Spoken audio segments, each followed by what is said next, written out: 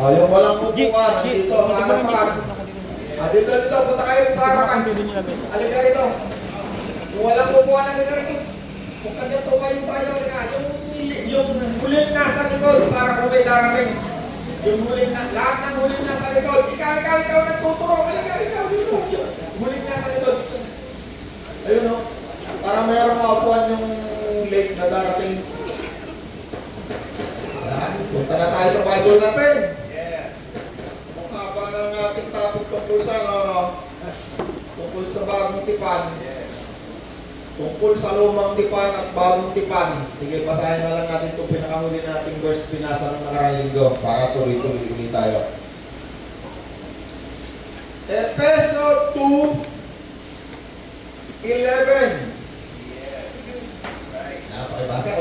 Alalahanin nyo ang kalagayan ninyo noon bilang mga hindi Hudyo. Sige, okay. Dapat natin intindihin mabuti. Tayong lahat na nandito, tayo'y hindi Hudyo. Yes. No, yung mga kautusan na binasa natin noong mga linggo, doon sa lumang kautusan na sinulat ni Moses, yon ay para lamang sa mga Hudyo. Yes. Si Bishop, hindi yan Hudyo. Lahat tayo dito, wala ditong Hudyo. Wala nga isang Hudyo rito na dumating. Ayan, marami tayong bisita. Tulong ito. Tuloy po kayo, tuloy. Ayan. Ito po, dito, sa unahan. Ayan. Merong dalawang silya na kanakaan para sa inyong dalawa. Ito po. Ito ba sila? Ito po.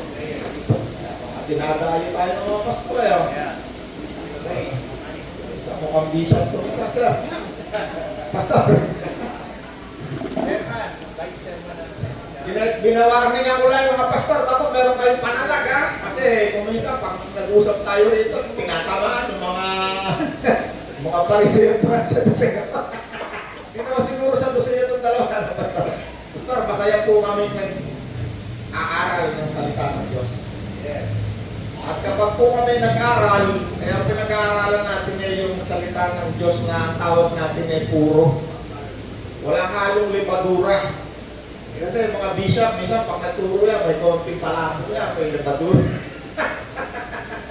Kaya kung minsan nagtatayo nakikinig, sumusobra minsan yung pagpakulay. Okay, sige, ngayon balikan natin yung nakaraan natin, yung bulil na lang muna, medyo mahaba na yung ating pinag-usapan sa lumang tipan, bagong tipan, at sa bagong kasunduan. Sige, pero rin. Alalahanin nyo ang kalagayan ninyo noon bilang mga hindi Hudyo. Pinanganak kayong hindi Hudyo at sinasabi ng mga Hudyo na wala kayong kaugnayan sa Diyos dahil sa hindi kayo katulad nila ng mga tuli. Pero ang pagkakatulik ito ay sa laman lamang. Well, alalahanin nyo rin na noon na hindi nyo pakilala si Kristo. Hindi kayo kabilang sa mga mamamayan ng Israel. Tuloy, ibig natin, hindi tayo kasali sa mamamayan ng Israel, hindi rin tayo Hudyo. Yan yung mga pinasa natin noong nakaraan doon sa unang libro, yung Genesis, yung Levitico, yung unang 5 sa ating Bible. Yan ay para lamang sa mga Hudyo, para sa mamamayan ng Israel. Tayo hindi Hudyo, hindi tayo kasali sa mamamayan ng Israel. Tuloy ko sa slide. Hindi kayo kabilang sa mamamayan ng Israel at hindi sakop ng mga kasunduan ng Diyos na batay sa pangako niya. At hindi tayo sakop sa mga kasunduan, kautusan ng Diyos na batay sa pangako. Namuhay kayo sa mundong ito na walang pag-asa at walang Diyos. Ngunit ngayon ay nakay Kristo na. Okay, tayo ay na kay Kristo na. Okay, tuloy. Kahit na malayo kayo nun sa Diyos, ngayon ay malapit na kayo sa Kanya sa pamamagitan ng dugo ni Kristo. Ngunit ngayon, na tayo'y na kay Kristo na. Amen. Dati tayong malayo, ngayon, tayo'y malapit na. Sabihin, malayo. Dati ngayon, malapit na tayo. Tuloy ka, Jose. Sa Kanya, sa pamamagitan ng dugo ni Kristo at sa pamamagitan ng kamatayan na pinagkasundo niya tayo pinag-isa niya ang mga Hudyo at mga hindi Hudyo sa pamamagitan ng Pinagkaisa niya, pinagkasundo niya ngayon dahil kay Kristo ang mga Hudyo at mga Hentil. Pag sinabi kang hindi Hudyo sa Bible, ang tawag sa iyo, Hentil. Yes. Pag ikaw ay tinawag na Romano, ikaw ay tinawag na, pag hindi ka Hudyo, kahit anong nasyon ka na ron, ang tawag sa atin, Hentil. Yeah. Ang Hentil, tayong mga Hentil na narito, na tumanggap kay Kristo. Na tumanggap na kay Kristo, taas ang kamay. No, sumampalataya. No, hold lang muna kay Jose nga. Yeah. Ano ibig sabihin ng na kay Kristo? Sumampalataya. Bakit sumampalataya? Nakarinig ng mabuting balita. Paano nakarinig ng mabuting balita? May isinugo ang Diyos na mga ngaral. At nung tayo ay sumampalataya, anong nangyari? Tayo ay nilagyan ng tatak. Ang pangalan, Espiritong Banal, Espiritong Mabuti. Alright? Meron tayo ngayong pagkakaiba sa mga taong hindi sumasampalataya kay Kristo. Yung mga Hudyo, dati malapit. Tayo naman mga Hentil, dati malayo. Pero sabi niya, binasa ni Kuya Joseph sa verse, nung tayo nakipag-isa kay Kristo, tayo ngayon, malapit na rin.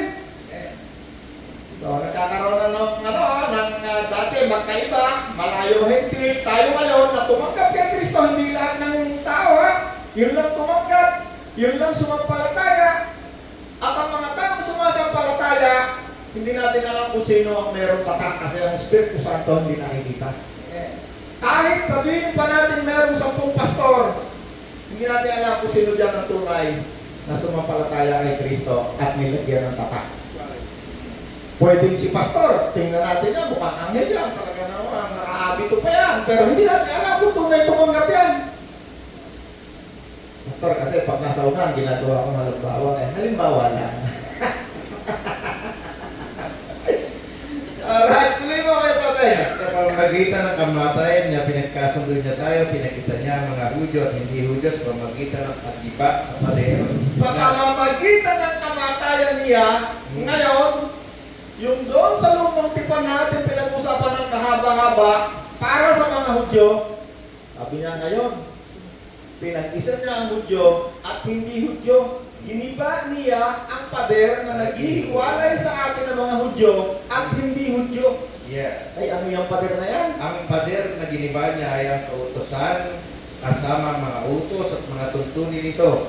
Ang pader na sinasabing naghihiwalay sa Hudyo at hindi Hudyo. Okay, example, kung tatlong ito, Hudyo, ano? Example lang.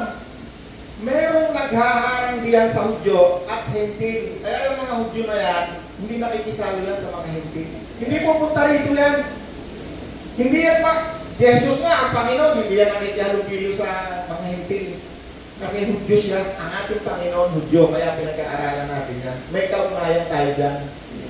Ang Panginoon, kung makita nyo, meron minsan isang babae, sabi ng mga disipulo, panayasin mo na yan, sigaw na sigaw. Sabi ng Panginoon, dapat sa Israel naman, papakain ng tinapay. Sabi ng Hentil na babae, Panginoon, kahit ako'y aso, no? Hentil, pinapalayas na eh. Kahit aso, nakikikain din sa nahuhulog. Alam mo, meron dito sa Bible, 3 beses sinulat, meron 3 Hentil. Ang sabi ng Panginoon, napakatindi. Sabi ng Panginoon, hindi lang ako nakakita ganito kalang pagkain. Uwi ka na, magaling na. Yung hinihingi mo, okay na. Mayroon pang isa, Romano naman, sundalo. Nagsugo ng sunduin mo si Kristo, itong aking anak makamatay na. O, di itong isang Hudyo na kaibigan ng isang Romano, takbo. Panginoon, kailangan puntahan ito. Punta naman ang Panginoon, kasi sabi nitong Hudyo na inutusan, dapat siyang puntahan kasi itong Romano ito, mayaman nagpapagawa ito ng mga sipahan. Ay, ang Panginoon natin. Maya-maya, siguro na-realize ng Romano na ang sa Hudyo, hindi napunta sa bahay ng Hudyo, nagsubo na naman ang isa. Huwag na po kayo pumunta. Sabi po, salita na lang po kayo. Sabi ng Panginoon, Hindi ako nakakita ganito kalaki pa ng bata. Uwi na, magaling na. Meron pang isa. Pagka ang hentil, hindi na pumilit na Hudyo. Naku po, ang Panginoon sabihin sa iyo, napakapanampalataya mo. Bakit? Ang Kristyanismo, ang labanan niyan, sino ang magpapakumbaba? Takumbabaan ang labanan niyan. Ang mga, palapakan natin ang Panginoon. Ako, makakamutin ako dito. No? Sa Kristyanismo, ang labanan, sino kaya magpakumbaba? Sa mundo, ang labanan, kailangan ako number 1, ako leader, ako sikat.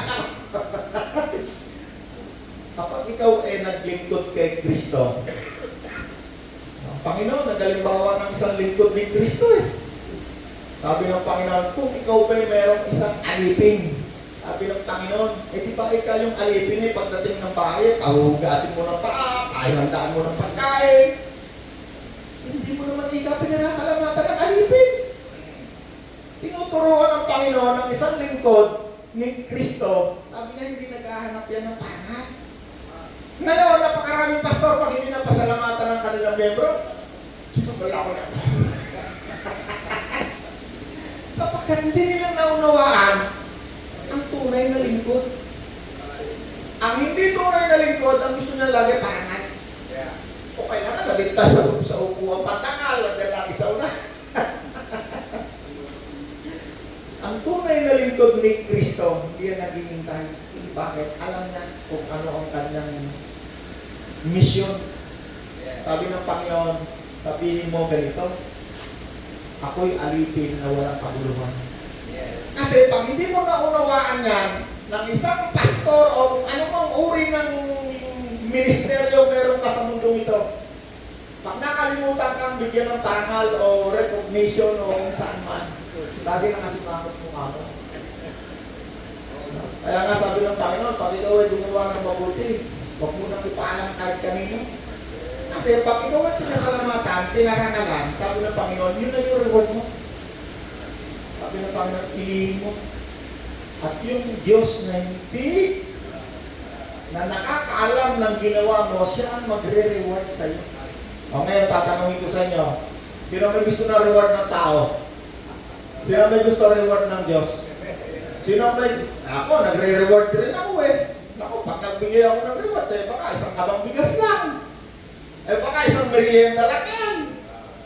Alam niyo ako, pag ako'y maraming ginawa akong bagay, ayoko malalaman na ako gumawa. Malimit na, sinasabi ko, si ganun lang ano yan, galing kay ganun yan. Kasi ayoko kunin yung thank you. Bakit? Pag si Rod ang nagbigay ng reward, di mo kaya isipin sa laki. Ako si Rod lang, bigyan ng hardware na alaki-laki, tricycle driver lang. Ay, ako si Rod lang, may petrol dito, may petrol doon, may budget plan dito, mayroon doon. May Adrianos, may billboard, may paupahan, lahat. Bakit? Di mo kaya isipin, ko alam paano yan nangyayari. Yan ay reward. Sa mga bagay na aking ginagawa na hindi ko na pinapaalam kahit kanina. Kuminsan nga, pati asawa ko hindi alam eh. Pag kayo gumawa ng mabuti, huwag nyo nang ipagmayabang. Kasi pag pinagmayabang mo yan, sasabihin sa'yo ng mga tao, siya, punta ka rito, di kaya aming pararangalan. Marami ako invitation, pararangalan ako. Sa mga eskwelahan, sa mga ano. Sabi mo, di ako natanggap parangalan. Iba na open. Kasi ang hinihintay ko yung parangal galing sa Diyos. Pag ang Diyos ang nagparangal ako, pati kahit anong galaw mo, pagpapalain ng Diyos. Kahit mali-mali gawin mo, pagpapalain pa rin ng Diyos. Bakit? Yun ang reward galing sa Diyos. May natuto na tayo? Hallelujah. Tuloy mo pa kayo sa akin. Ang pader na giniba niya ay ang kautusan kasama ang mga utos, mga tuntunin nito. Ginawa niya ito para pag-isain ang mga Hudyo at hindi Hudyo na sa ganon ay magkasundo ng dalawa. Ngayon, Okay, hold. Ganun sa akin, ano? Ano na yan? 17? Okay? Merong giniba. Ang giniba niya ay ang kautusan. No? Ang dami nating verse nung nakaraang linggo. Babasahin ko itong isa, kung pinapatnubayan na kayo ng Espiritu Santo, wala na kayo sa ilalim ng kautusan. No, ang dami nating verse. Si Kristo ang kaganapan ng kautusan. ni Moses at ng mga sinulat ng mga ni Moses doon sa panahon ng mga Hudyo. Masatahan ko lang saglit, saglit lang, marami ko para lang medyo fresh ng konti.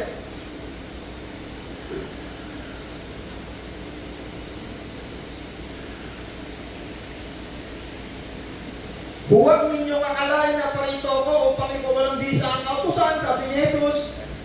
At ang mga propeta na parito ko, hindi para ipawalang bisa ito, ngunit ito'y upang tuparin.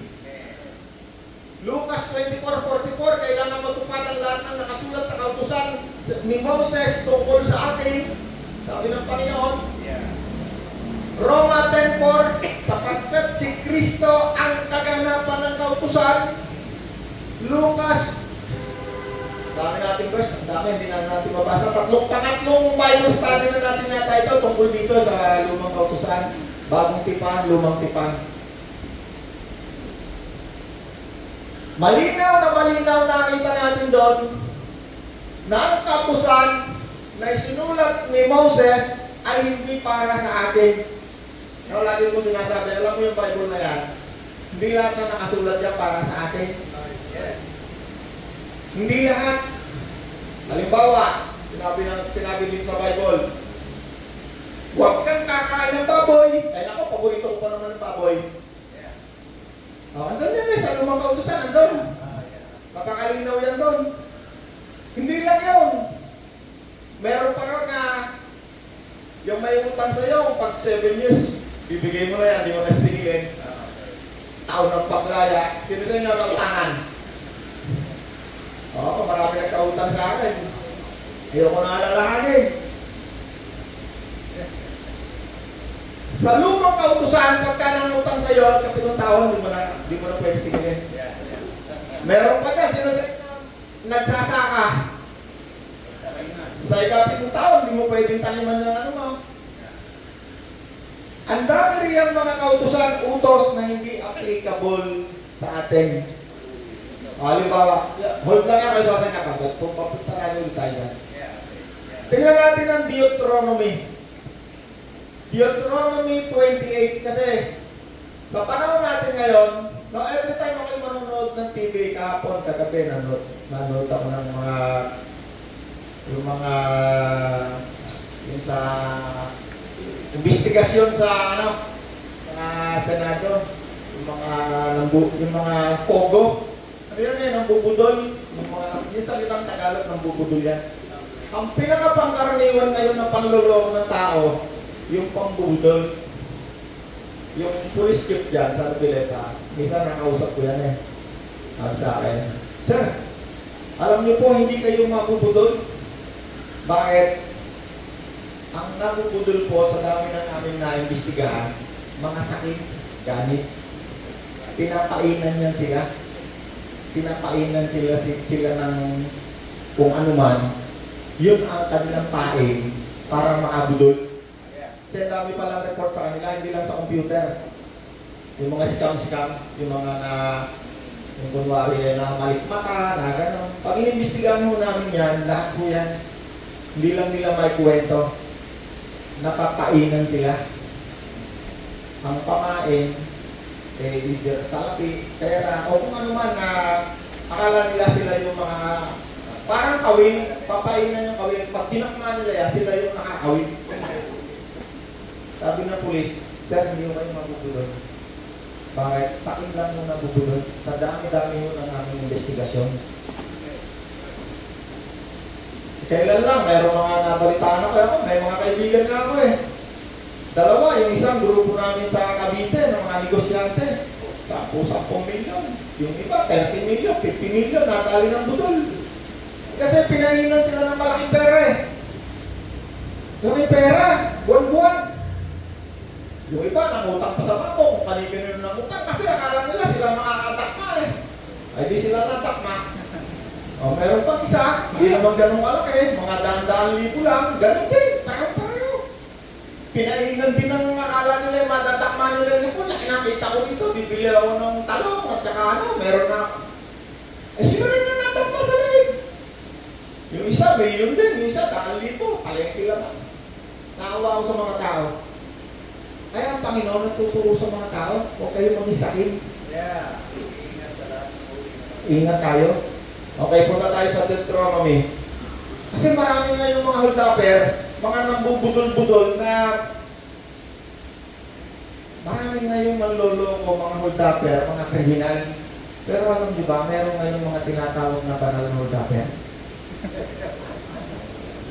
Basta, di siya, natingin agad sa akin eh. O meron agad ganun eh, may panalat. Kaya sabi niya, basta magdala ka rito ng panalat. Kasi minsan yung bato, baka tamaan ka, para hindi ka tamaan. Alam niyo yung mga banal na holdapper na yan, gagamitin niya sa salita ng Diyos. Pag hindi mo alam yung Bible na yan, sa'yo gagamitin niya.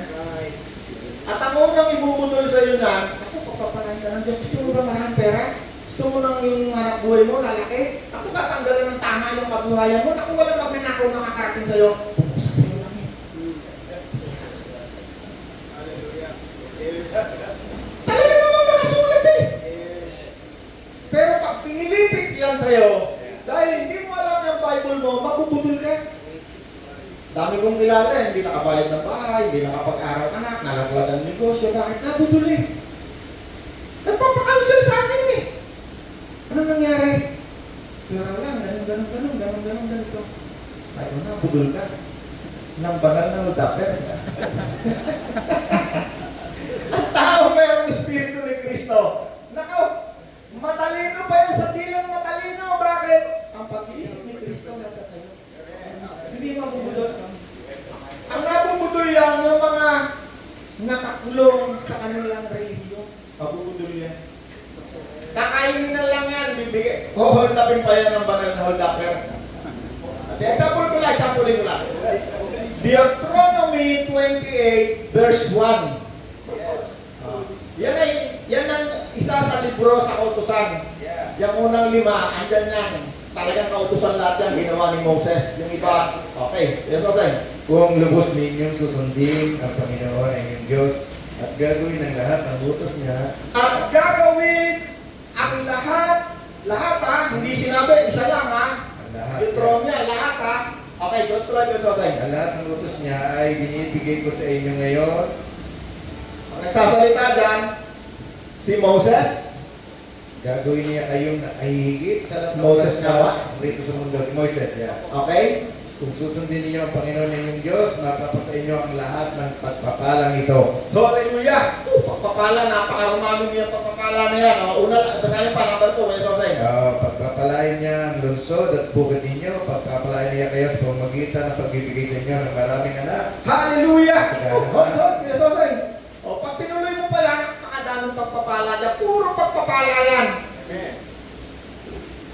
Pero hindi niya sasabihin sa inyo, ano naman yung sumpa kung hindi mo masusunod yan. Lilihim, tatago nila yan. Ang ibubudol niyan sa inyo, mga pagpapala. Yung mga lumang kautusan na utos, kukunin nila yan, katawag nila dyan, tsakaningin nila yan. Basahin mo naman yung sa 15, tumalong ka sa 15. Ngunit kung hindi kayo susunod sa Ngunit, kung hindi kayo susunod sa Panginoon na inyong Diyos, sa Panginoon na inyong Diyos, at hindi susundin mabuti ang lahat ng utos niya, at hindi susundin mabuti ang lahat ng utos ng niya, utos niya, lahat na hindi sinabing isa lang susundin niya, ha? at tuntunin na binibigay ko sa inyo Dahil ngayon. hindi yung unang utos lang na wag kang lulod sa mga santot bato, ha? Hindi, ha? Lahat, ha? Okay, tuloy ka, Jose. At tuntunin na binibigay ko sa inyo kapag hindi niyo sinunod, mararanasan niyo ang lahat ng sumpang ito. Pag hindi mo naman sinunod ang lahat, mararanasan mo naman ang sumpa. O sige, basahin mo yung isang sumpa lang kasi pag binasa mo natin, nakakakilabit ka. Susumpain, Nakakalabuhod mo dyan. susumpain ng Panginoon ang iyong lungsod at bukid, susumpain niya ang iyong mga ani at pagkain, susumpain niya kayo sa pamagitan. Konti lang, Jose, kasi baka mga talang tuhod na. Susumpain? Yung isa lang. Ang inyong mga pagkain, ang inyong mga bukid, ang inyong kabuhayan. Kaya naman, napakalupit niyan. Talaga naman may sumpa. Meron naman talagang pagpapala eh. Lahat ng pagpapala, binigay. Sa lahat ng susunod, sa lahat ng utos. Doon sa kautusan na sinulat doon sa aklat ng kautusan. Pero tandaan natin, kapag hindi mo nasunod lahat, may sumpa. Santiago 2:10, bagong tipan. Santiago 2:10. Sabi rito, ang tumutupad sa buong kautusan pero lumabag sa isa sa mga ito ay lumabag na rin sa buong kautusan. Hallelujah! Malinaw sa bagong tipan. Kasi maraming mga Hudyo ng panahon ni Kristo. Kasi sa Panginoong Jesus, hindi yan lumabas ng Israel. Dala lang yan sa Israel. Palibot-libot lang yan. Sa mga Hudyo lang yan. No? Meron dong mga tinatawag na lungsod ng Samaritano. Saan nga magawirin siya dyan? No? Sabi ko sa atin, kapag nilabag mo yung isa, no? Sabi ko sa atin dyan? Tumutupad sa buong kautusan pero lumabag sa isa sa mga ito ay lumabag na rin sa buong kautusan. Okay. Ang Panginoon, ang sabi daw sa pinag-aralan natin noong karang linggo, kailan nawala ng visa? Ano? Pero sinabi na sa mga verse natin eh. Nawala na ng visa. Kung walang kakulangan ang luma, hindi na sila gumawa ng bago. Puro verse yun. Hindi katang-isip natin na lahat. Nag-uusapan natin dito, may verse. Nasa Bible. Hindi katang-isip. No? Hindi haka-haka. Hindi therefore. No, alam mo yung mga theologian na nakagawa yan ng mga doctrine sa pamamagitan ng mga therefore, conclusion. Iba yung conclusion, iba yung nakasulat. Kasi Jesus nga, ang Panginoon, pag nakipag-usap yan, kahit demonyo, sabihin niya, ito nakasulat. Diretso ko may nakasulat. Hindi na sabihin ng Panginoon, so therefore, dahil sinabi na mayroong Espiritu Santo, Diyos nga ang Espiritu Santo. Kakaroon tuloy ng tatlong Diyos eh. No? Meron nga sa luma at bagong tipan, pareho eh. Anong pinakamahalagang utos? Hear, O Israel. The Lord, our God, is one. Ay, bakit si Bishop meron tatlong Diyos? Kasi dala-dala yun ng katuruan ng mga Katoliko na dinatnan natin. Meron nagdala. Basahin mo Bible mo, wala kang makikita kung sino nagdala. Kumbaga sa computer, tanggalin mo yung mga nakaprogram, maunawaan mo Bible. Ang Bible na yan, di mo yan maunawaan kapag ka ikaw may nagturo lang sa'yo na tao, na sekta ng kanyang religion. Yun lang ang maunawaan mo. At dahil hindi mo alam ang Bible, kahit ano ituro sa'yo, kahit ano ipakain sa'yo, kakainin mo. Ang salita ng Diyos ay pagkain.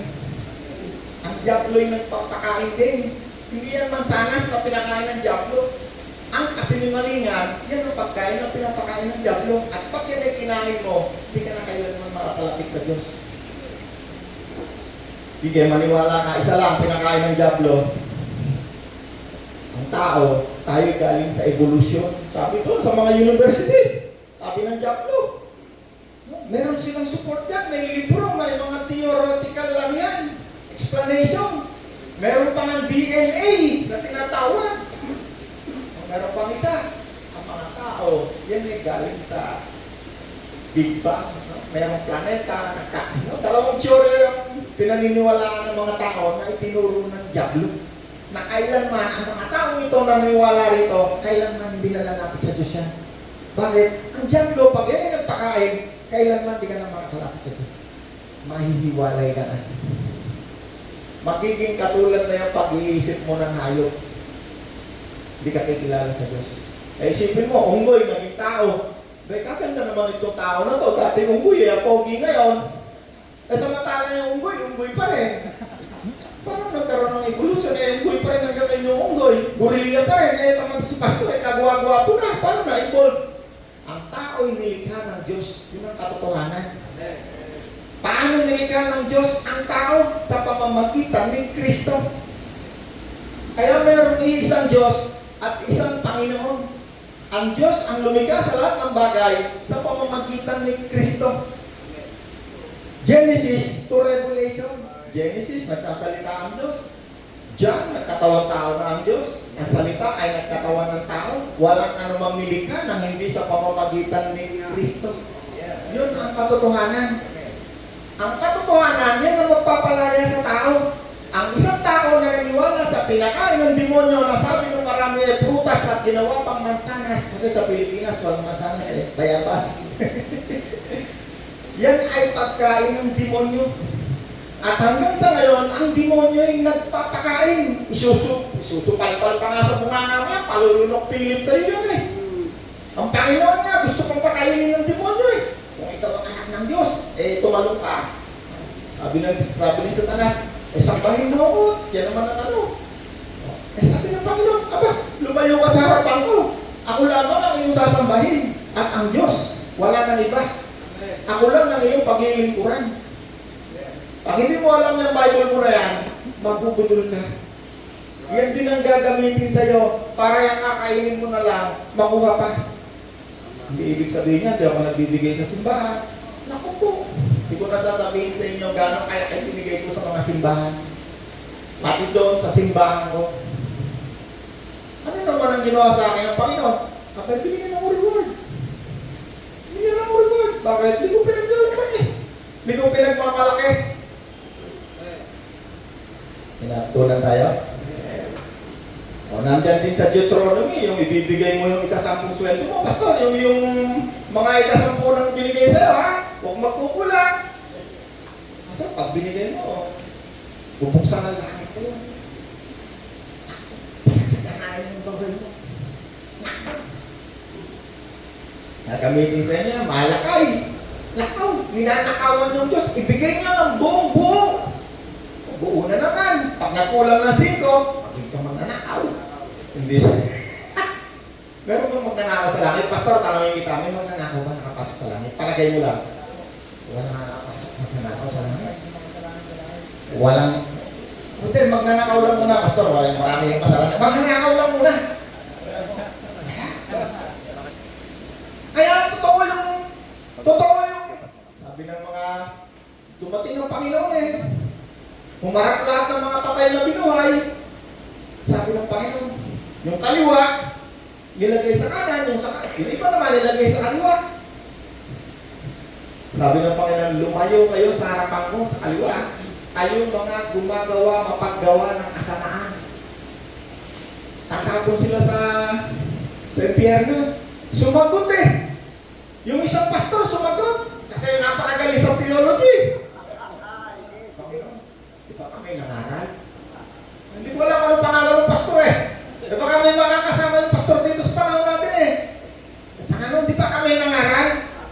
Nagpalayas pa kami ng demonyo. Kung ngayon napakarami ko napapanood sa TV eh. Hinihipan yung mic. Kaya, Espiritu Santo. Espiritu Santo. Receive the Spirit. Sa Bible, wala ka makikita. Ang Panginoon lang nagbibigay ng Holy Spirit eh. Napakaraming verse. Sabi ni John the Baptist, siya lamang ang magbabaptize sa Espiritu Santo. Eh ngayon, pati Espiritu Santo, mayroong mga tao nagbibigay eh. Pagkatapos mangaral, handa nyo sobre. Ikaw po. Ako'y kinalatakan nyo. Sabi ng Panginoon, sabi ng Diyos ha, kung may magturo sa inyo na kahit gumawa pa siya ng himala at tuturuan kayo na mayroong ibang Diyos, sabi ng Panginoon na kayo maniwala sa kanila. Hindi yung totoo. Isa lamang ang Diyos. Ang Ama. Ay, doon may misteryo tungkol sa pagka-Diyos ni Kristo, napakaraming verse. Kasi ang Bible yun eh, bago maunawaan mo yan, kailangan mo ng Espiritu Santo. Hindi mo yan maunawaan ng isip mo. Literal na isip mo lang, di mo maunawaan yan. Pwede mo yan sa ulo eh. Daming tao sa ulado yan eh. Kahit anong verse tanong mo, alam niya kung saan. Sa ulado. Pero yung mystery, yung karunungan na galing sa Diyos, yung kaalaman sa Diyos, yung kaunawaan sa Diyos, kakaiba yun sa wisdom, understanding, knowledge, tungkol sa Diyos, wisdom galing sa tao, meron pa ang wisdom galing sa demonyo. Kapag ang karunungan na galing sa iyo, sabi ni Kristo, mapagmalaki, makasarili, hindi galing sa Diyos, galing sa demonyo. Di ba yung mga kukuha na yan ng mga iba po, pag hindi nila member yan, hindi pwede. Hindi pwede. Pag kailangan, kami lang, akin lang. 10% akin. No? Sa bagong tipan, meron tayo na pag-aralan eh. Merong high priest na bago.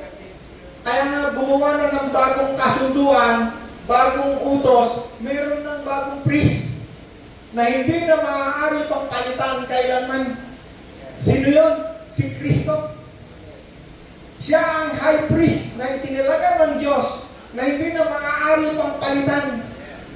Kaya si Kibuloy, hindi na, ako ang Diyos, ako. Nag-declare siya sa sarili niya. Ang Panginoon, hindi siya ang nag-declare sa sarili niya, ang Diyos mismo. Nung siya nagpabautismo, sabi ng Diyos, siya ang aming bugtunanan. Siya ang inyong pakinggan. Maraming verse sa Bible. Nung nagkaroon ng ulap sa bundok, nakita ni Pedro si Moses, sino pa si Elijah, at sinabi doon sa mga alagad, siya ang aking anak, siya ang pakinggan niyo, si Jesus. Si Jesus kahit minsan, marami ngayon, napakarami pala ngayon yan, nagdi-declare na sila yung Kristo. Self-declaration. Pag self-declaration, wala yan. Walang nagpatotoo, kundi ang kanyang sarili. Nagbubudol yan.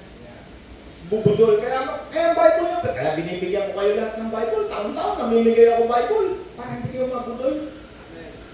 Kasi marami ngayong mabubudol. Panahon ngayon ng budol-budol. Naku, kapakadami sa TV, pag nanood ako, puro mga nabudol, puro budol. Lalo na dyan sa cellphone. Naku po, napakadami. Maraming mambubudol. Sana ba tayo? Pero, Sosen, balik tayo dyan sa verse natin. Efeso, anong verse na yung kanina? 18.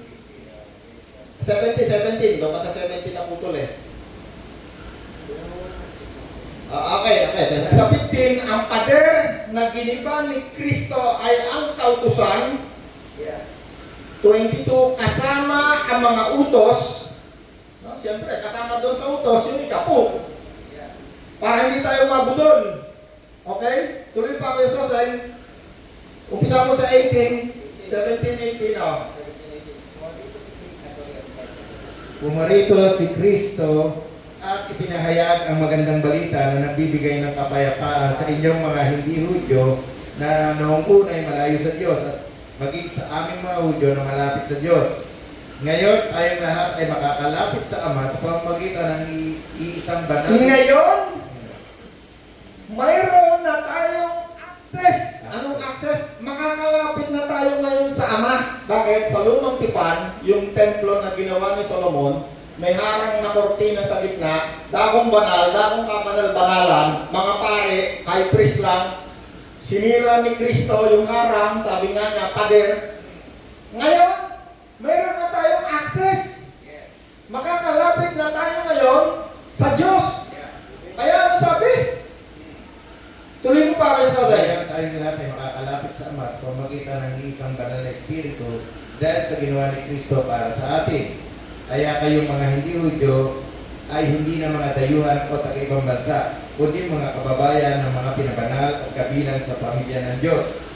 Tayong mga mananampalataya ay katulad ng gusali na ang haligi ay ang mga apostol at mga propeta at ang pundasyon ay si Kristo Jesus. Okay, hold. Besasan, tayong mga mananampalataya ay katulad ng gusali na itinayo ng mga apostol at mga propeta.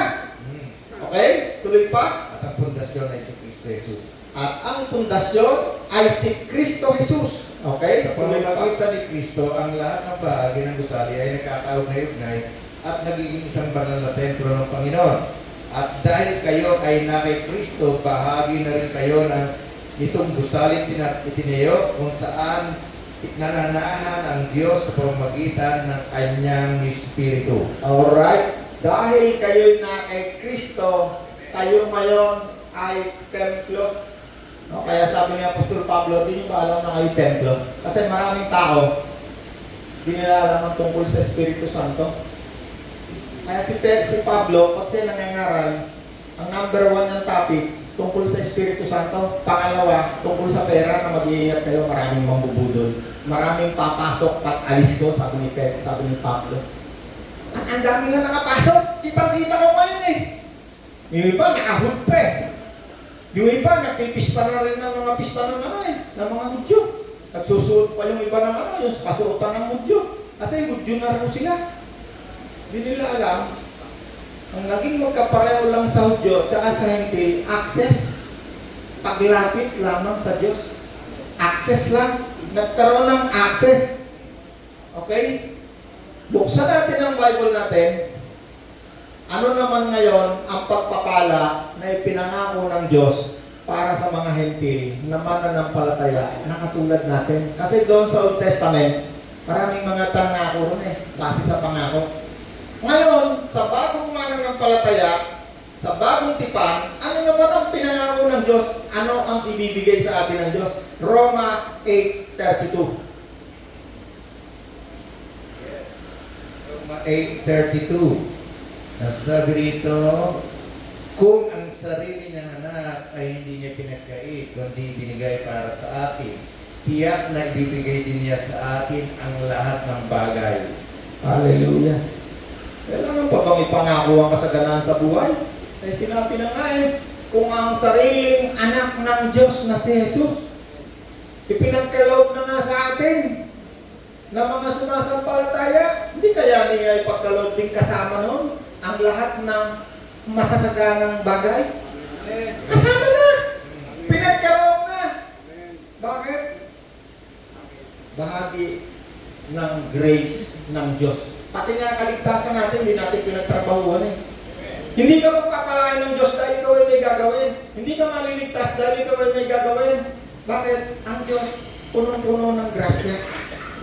Hindi mo kailangan may gawin para maligtas ako. Maligtas ka. Bakit? Hindi may pagmamalaki ka sa Diyos pagka ikaw gumawa. Kaya sinabi ng Diyos, para wala kayong may pagmalaki. Ako pinagpala ako ng Diyos sa damakmak. Hindi ako may pagmamalaki. Hindi ako nagbigay ng aking apo. Hindi ako tapat. Bakit? Kung ako'y naniwala doon sa budol-budol, malamang may sumparan. Baka itong linggo na ito, nagbigay ako, ikaw po, may biyaya. Susunod na linggo, may ako nagbigay, may nakawak, may sumpa naman.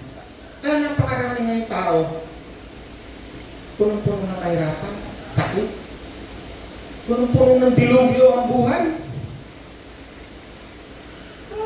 Tunay ngang mahalaga ang ikapo at ito'y magbibigay sa iyo ng buhay na masagana. Eh bakit napakarami ngayong mga taong naniniwala sa ito? 30 taon na akong mananampalataya hanggang ngayon. Nandun pa rin sa pusaw ng kahirapan.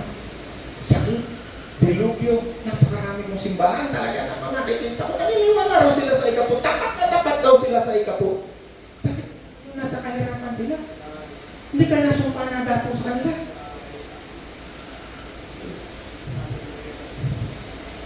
Mga bagay na dapat pag-isipan.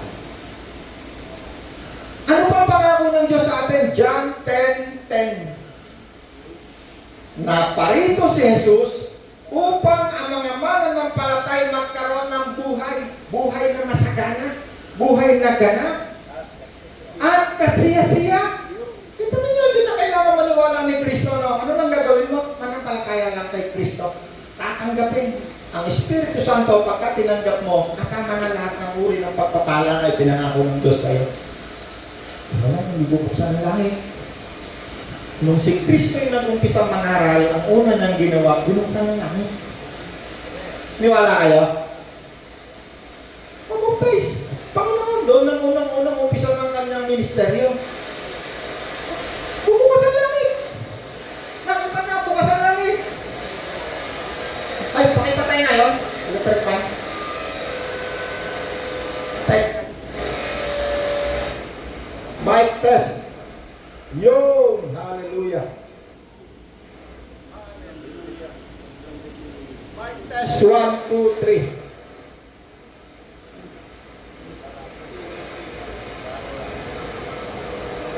Hold. Okay. Kung mahalaga nga ang ikapo para ang isang tao ay sumagana ang buhay. Bakit wala ni isang apostol ang nagturo tungkol sa ikapo?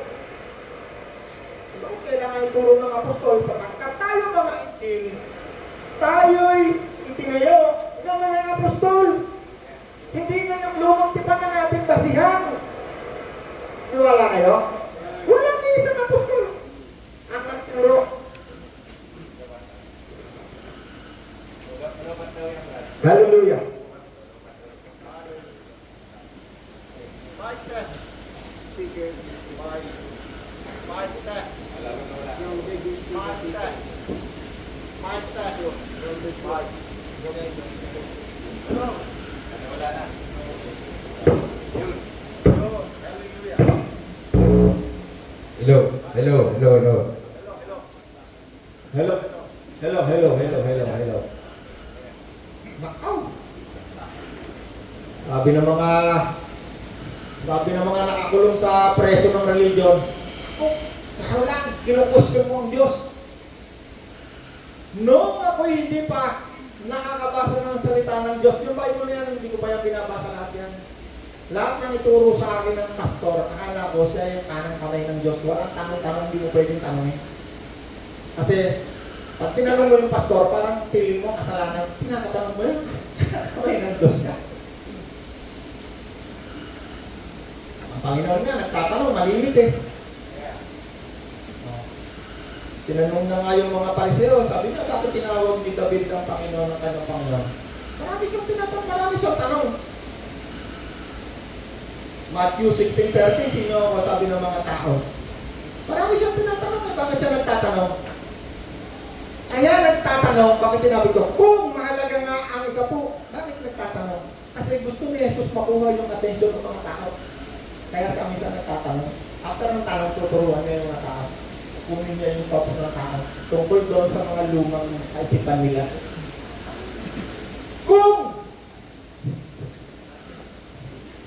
ang ikapu ay mahalaga, bakit hanggang sa oras na to ang mga Hudyo doon sa Israel, hindi sila nag-iikapu? Kasi 3 times ako nakarating doon sa Israel. Hindi sila nag-iikapu. Alam niyo kung bakit? Sa mga oras na to, meron silang isang bagong gobyerno. Parliamentary democratic. Meron silang prime minister, hindi katulad nung sinulat yung ikapu panahon ni Moses. Ang gobyerno nila ay theocratic. Ang saligang batas nila, yung mismo tinatawag na kautusan ni Moses. At tulad ng mga bansang Muslim ngayon, na theocratic, yan pa rin ang ginagamit nila. Yang Iran, yang Afghanistan, maraming bansang Muslim, yan ang kanilang saligang batas. Law, yan talaga yung law. Nakikawin ng nakaw, ang parusa sa'yo, puputulin kamay mo. Kasi yung nakasulat sa law. Nangalun niya ka, papatuhin ka, puputulin ulo mo. Kahit ngayon punta ka doon sa mga bansang Muslim, nakita mo, pinupulto ng ulo. Eh kasi yun ang nakasulat sa kanilang law of Moses. Ang mga Muslim, inaagaw nila yung pagka-Hudyo ng mga Hudyo. Sinasabi nila, hindi, kami. Kasi nag-agawan sila dyan. Pareho ng faith yan, nagmula lang kay Abraham, pareho yan. Eh Jacob, yung isa naman, Ismail. Isa lang. Tayo naman ngayon, tayong mga hentil, ano ngayon tayo?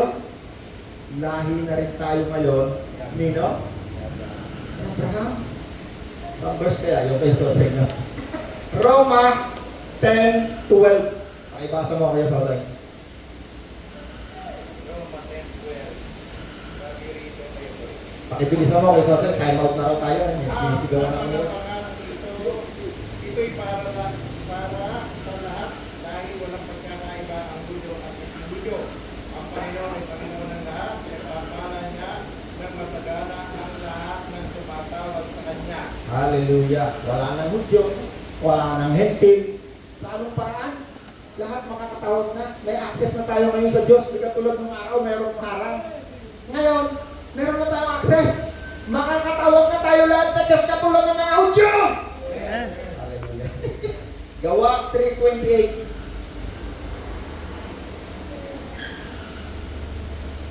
Last verse na. Ito na. Gagalit na. Gawa 3:28. Galatia 3:28.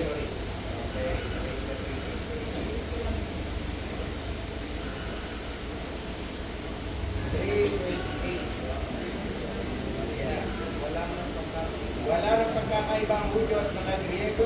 Wala nang pagkakaiba ang Hudyo, Hentil, Griego, Romano. malaya, lahat ng mga babae, lalaki at babae, lahat ay iisa na. tayong lahat ay isa na ngayon. Dahil sa inyong pagkikipag-isa kay Kristo Jesus. Dahil sa ating pakikipag-isa kay Kristo Jesus, Amen. pero pa yan. At kung kayo ay kay Kristo, kayo ay lahi ni Abraham. Hallelujah. At kung kayo'y na kay Kristo, andun pa rin. Nabilang sa lahi ni Abraham. Tagapagmana. Anak tayo ni Abraham, lahi. Amen. Tagapagmana ng mga pangako kay Abraham. Pero yung sumpa, pinutol ni Kristo. Tinubos ko kayo sa sumpa. Hallelujah. May natutunan tayo. Woo! Ikaw ang hari at